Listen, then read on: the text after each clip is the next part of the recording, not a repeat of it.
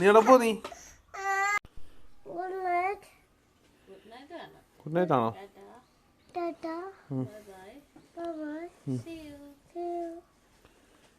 Okay. എവിടെ പോ നീ? എവിടെ പോവാ? ചെരുപ്പ്.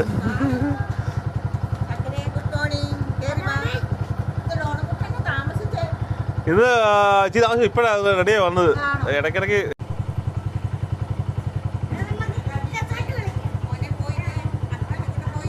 ടാറ്റ